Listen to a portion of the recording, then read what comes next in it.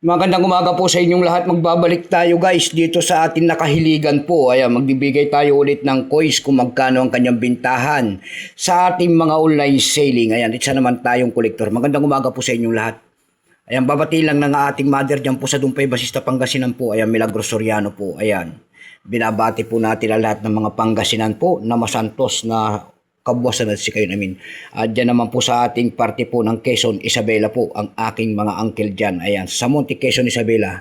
Berrabi Binuya Pinto po. Ayan, and then yung aking pinsan dyan na si Bernard Bilen Pinto po. Magandang umaga po. Naimbag nga umaga po dyan sa inyong lahat sa mga Ilocano po. Ayan. Meron naman kasi tayong isi-sharing na barya guys. Ayan. Yung palang mga nagko-comment dyan sa atin, ayan, yung mga na papanood nila kasi. Yung mga coins nyo guys, maniwala kayo sa akin, wala pong halaga. Ibig sabihin, mababa po ang presyo po. Yung mga nakikita ko sa comment section po, ayan. Papasalamat naman tayo at marami naman tayong nagbibigay ng mga coins nila dyan. Baka makakita tayo ng mga mabibili po, ayan. Pero yung mga iba dyan ay mura lamang. Ayan, katulad ng 1 peso po na sa 1974, pisong kalabaw. Ayan, huwag kayong magpapaniwala guys na mataas ang kanilang mga halaga. Ayan. Tatapatin ko na po kayo. Ayan, wala pong gaanong kataasan ng halaga ng mga ganong mga barya. Pero na lamang guys kung yan po ay silver coins. Ayan, maniwala pa po ako kung silver coins ang inyong coins. Ayan, medyo mahal yan. Ayan. Ang pag-usapan kasi natin mga barya guys, ito po ay nakapaloob po sa BSP series. Ayan. Ayan. Ayan ang ating pag-usapan. Year 1999 po. Ayan. 2 piraso. Ayan. Ayan. 2 piraso. Bakit year 1995 yan?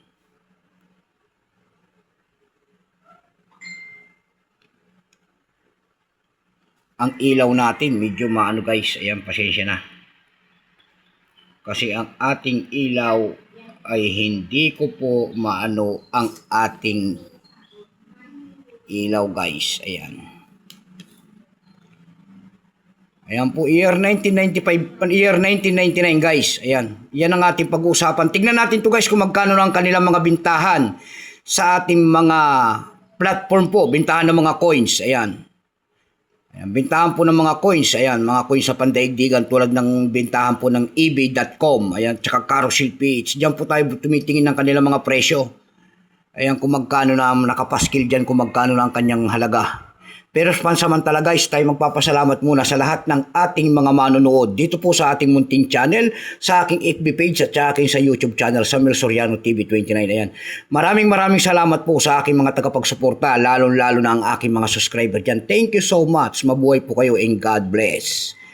Ayan. Ang hinahanap po rito guys talaga na may presyo po ay year 2006. Ayan. Tingnan nyo mabuti. Ilapag nyo po dyan kung mayroon kayong year 2006. Yan po ay nagkakahalaga ng 1,000 pesos.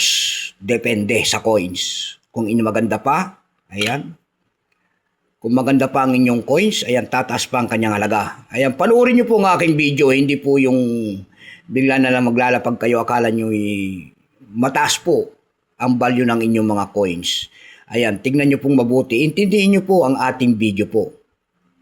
Ito pong year 1999 guys na ito, tignan natin. Ito po ay, kung tawagin ng ating mga kolektor, ito po ay reverse die 1. Ito po ay 3% lamang. Ayan, ang kanyang percentage, 3%. Ayan. Kung saan materialis ang ginamit sa barya na yan guys, yan po ay nickel brass lamang. Ayan. Tignan natin guys ito, kung magkano ng kanyang bintahan. Doon sa ating ebay.com guys, mayroon na tayo nakita nagbebenta nito guys ng $2.50. Nasundan po yan ng $4. Ibig sabihin, may 200 na rin ang bintahan. Doon naman tayo sa Carousel PH, 4 na piraso po nito. Year 1999, binebenta niya po ng 900 pesos. Nakakita naman tayo nagbebenta doon guys ng 300 pesos. Yung pinakabababa po na bintahan doon sa Carousel PH, yan po ay 100 pesos. Ayan lamang po ang aking may babahaging kanyang presyo po sa inyo. Ayan, magandang umaga po and God bless.